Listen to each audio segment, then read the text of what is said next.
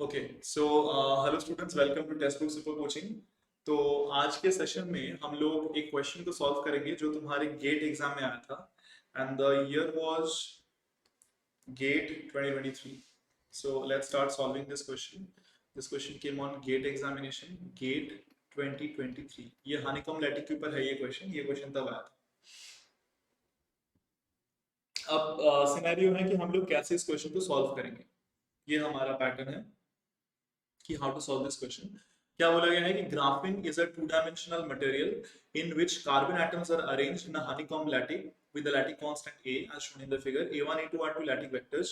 Which one of the following area is the first Brillouin zone area for this lattice? Very good. तो देखो, first Brillouin zone के लिए हमें तो पहले प्रिमिटिव यूनिट सेल बनाना पड़ेगा and that is also in direct lattice. तो direct lattice में ग्राफीन का जो प्रिमिटिव यूनिट सेल होता है वो ये होता है, this thing, this thing, this thing. So this is the primitive unit cell of graphene in direct lattice. So the primitive unit cell of graphene in direct lattice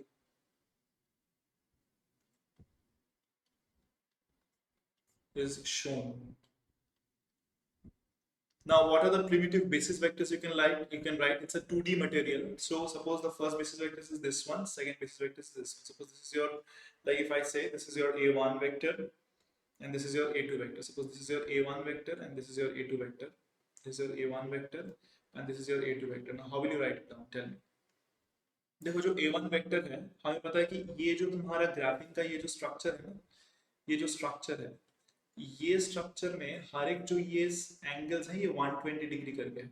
ये सारे angle 120 degree करके है। तो अगर ये एंगल 120 है तो ये साइड और ये साइड सेम है, इन दोनों साइड का लेंथ ए करके है। मान लो ये वाला जो बेस है इसका लेंथ एल है, तो ये वाला जो बेस है इसका लेंथ अगर ए हुआ, ये एल है ये एल है, तो ए और एल के बीच में कुछ रिलेशन निकाल सकते हो? Any relations if you do remember? Sir देखिए, हम लोग एक काम कर सकते हैं। हमें पता है कि ये सिनेरियो है ना, ये एक ट्रायंगल है जिसका ये है 120, 120, ये है ए, ये है ए, ये है एल। परपेंडिकुलर ड्रॉ करते हैं सर। परपेंडिकुलर ड्रॉ करूंगा तो ये आधा, ये आधा, तो ये 30 होगा, ये 30 होगा। क्यों? क्योंकि ये साइड सेम है। Very good. तो अगर ये 30 होगा तो 30 के रिस्पेक्ट हम लोग लिख सकते हैं बेस बाय हाइपोटेन्यूज। तो cos 30 is actually equal to, I can write base by hypotenuse, मतलब L divided by A. Now cos 30 equals to, I can write that it's simply, hang on, अगर ये angle theta है तो इसके respect पे ये perpendicular है। This is your base, this is your hypotenuse. Okay, अगर ये 120 है, 120 plus 60 is equals to 180। Triangle के थ्री साइड के जो समेशन होता है वो तुम्हारा वही आता है, राइट? तो I can simply say that L और ए के बीच में क्या रिलेशन होगा? एल और ए के बीच में क्या रिलेशन होगा? अगर इसके हर एक साइड तुम्हारा ए है तो ये ए, ये ए, ये तुम्हारा एल हुआ। तो एल और ए के बीच में क्या रिलेशन होगा? तो this is your actually not L, यहां से यहां तक का लेंथ है तुम्हारा L by two, L by two. तो cos 30 अगर l बाई टू है, cos 30 मतलब sin 60 मतलब root three by two is actually और l by two A. I can say l equals to root three into A. तो ये जो तुम्हारा ये प्रिमिटिव यूनिट सेल के जो साइड्स हैं, प्रिमिटिव यूनिट सेल के साइड्स के जो ये लेंथ l है, ये l है तुम्हारा रूट थ्री इंटू ए। अब जरा देखो, ये एंगल 30 डिग्री है, ये एंगल भी 30 डिग्री हो, तो ये एंगल कितना होगा? Just because this total angle is 120, तो ये 30, ये 30, तो ये तुम्हारा क्या होना चाहिए? 60। अगर ये 60 है तो इसके बीच से अगर एक स्ट्रेट लाइन ड्रॉ करूंगा तो वो भी तुम्हारा 30 होगा, ये वाला 30 होना चाहिए। Very good. तो इस L को हम लोग लिख सकते हैं L cos 30, L sin 30। तो A1 वेक्टर को लिख सकते हैं L cos 30 I cap plus L sin 30 J cap. यहाँ पे आई थिंक ये चीज तो समझ में आ गया तुम लोगों को। जरा यहाँ पे देखो, मैं फिर से समझा सकता हूँ। ये जो ट्रायंगल है, इस ट्रायंगल में ये 120 है, ये साइड और ये साइड सेम है, तो डेफिनेटली ये 30 होगा, ये 30 होगा, ताकि टोटल एंगल 180 बने। अगर ये 30 है, ये भी सिमिलर ट्रायंगल है, तो ये 30 होगा, तो ये 30 30 कितना हुआ 60। ये पूरा एंगल 120 होना है, तो ये एंगल कितना होगा, ये एंगल कितना होगा 60। ये एंगल अगर 60 है, तो ये सीधा अगर मैं बोलूँ एक्स एक्सिस है, तो ये एंगल कितना होगा 30 डिग्री होगा। नीचे का एंगल कितना होगा 30 डिग्री होगा। Very good. सो अब ये जो वेक्टर है, इस वेक्टर का अलोंग एक्स डायरेक्शन, अगर मैं बोलूँ इधर एक्स एक्सिस है, ऊपर वाई एक्सिस है, तो अलोंग एक्स डायरेक्शन से कंपोनेंट कितना है एल। अगर ये साइड लेंथ एल है, ये सारे लेंथ अगर एल है मान लो, तो होगा L cos 30 I cap plus L sin 30 J cap. तो L cos 30 I cap plus L sin 30 J cap. A two vector जो तुम्हारा ये वेक्टर है, ये जो तेरा ए टू वेक्टर, इसको कैसे लिखेगा sir, L cos 30 I cap minus L sin 30 J cap, क्योंकि ए टू का y कंपोनेंट नेगेटिव डायरेक्शन में है, x कंपोनेंट पॉजिटिव डायरेक्शन में है, तो L cos 30 I cap minus L sin 30 J cap. तो ये तुम्हारा आ गया a1 a2, this are the primitive lattice vectors. दूसरी बात मैं थोड़ा सा कह दूं बच्चों को कि just because we know here that we are basically like doing, we have to find out the reciprocal ladtic vectors, तो एक लैटिक और एक चिंता करना पड़ता है a3, तो that is simply तुम लिख सकते हो इसको k क्या बोल के, no issues। now tell me what you will get from here। तो l cos 30 i कैप का मतलब है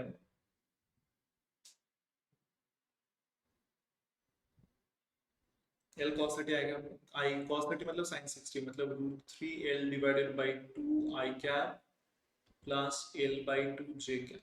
सिमिलरली यहाँ से तुम्हारा आएगा √3 L divided by 2 I cap minus L by 2 J cap.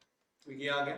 तो अब जरा बताओ what are the primitive lattice translational vectors in reciprocal lattice. Primitive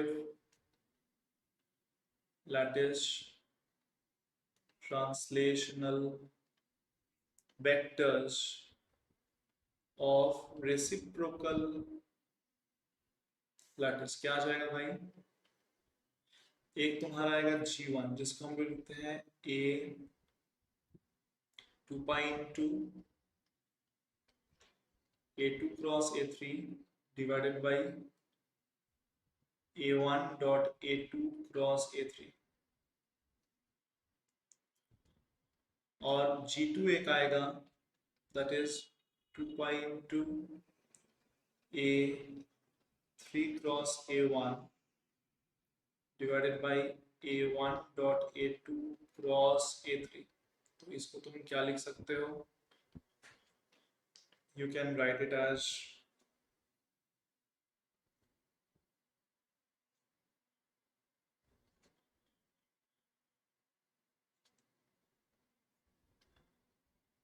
2 pi 1 by √3 into L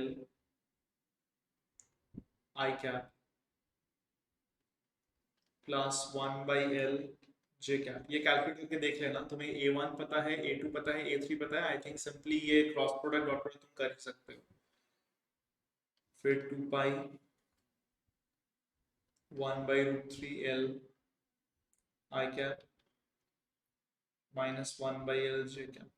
जैसे ये दोनों चीज आ गया, तो डेफिनेटली हमें पता है कि जो प्रिमिटिव यूनिट सेल है रेसिप्रोकल स्पेस में, उस प्रिमिटिव यूनिट सेल का जो एरिया होता है या जो वॉल्यूम होता है, 3D में है तो वॉल्यूम, 2D में है तो जो एरिया, तो एरिया होता है वही तुम्हारा फर्स्ट ब्रिलॉज का भी एरिया होता है।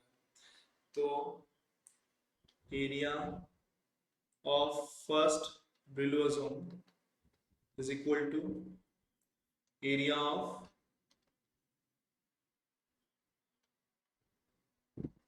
primitive unit cell in reciprocal space। कैसे निकालेंगे उसका एरिया, वो हो जाएगा तुम्हारा G1 क्रॉस G2 करके। अब डेफिनेटली तुम्हें G1 पता है, G2 पता है, तो जैसे तुम G1 क्रॉस G2 करोगे तो इसके साथ इसे क्रॉस प्रोडक्ट कर लो, क्या आ जाएगा I cap J cap K cap. पहला वाला लिखोगे 2 pi by √3 into L, 2 pi by L, 2 pi by √3 into L 2 pi by L 0, इसको लिख सकते हो 2 pi by root 3 into L minus 2 pi by L, 2 pi by root 3 into L minus 2 pi by L 0। ये तुम जैसे इसका area निकालोगे, ये क्रॉस प्रोडक्ट करोगे तो तुम्हें आंसर आ जाएगा 8 pi square by root 3 L square. That is basically the area of the first Brillouin. मैं यहाँ पे वेक्टर साइन नहीं दे रहा हूँ जस्ट बिकॉज मुझे वॉल्यूम चाहिए था। तो ये that is your actually area of the first builder. अगर इसको तुम्हें ए के फॉर्म में लिखना है, ए क्या है, ए तुम्हारा ये साइड लेंथ तुम्हारा ए है, ये जो तुम्हारा हेक्सागोन के एक साइड है वो एल ए है, और एल क्या है, एल है इस साइड से इस साइड, इस पॉइंट से इस पॉइंट, बीच में एक पॉइंट छोड़ के यहाँ से यहाँ तक का। गुड। तो हमें पता है L equals to root 3 into L, root 3 into A, L equals to root 3 into A, तो यहाँ पे पुट कर दो। We know L equals to root 3 into A, जैसे यहाँ पुट करूंगा तो 8 पाई स्क्वायर, यहाँ पे 3 रूट 3 इंटू ए स्क्वायर, ये आ जाएगा 8 पाई स्क्वायर 3 रूट 3 स्क्वायर। ऐसा कुछ है ऑप्शन में? 8 pi square 3 root 3 square, option A is correct. तो गेट 2023 में ये क्वेश्चन आया था जिसका ऑप्शन ए करेक्ट आंसर होता। ठीक है, आई होप ये क्वेश्चन आप लोगों को समझ में आया होगा। अगर कोई डाउट है तो please let me know in the comment section below, I can explain again. Thank you very much.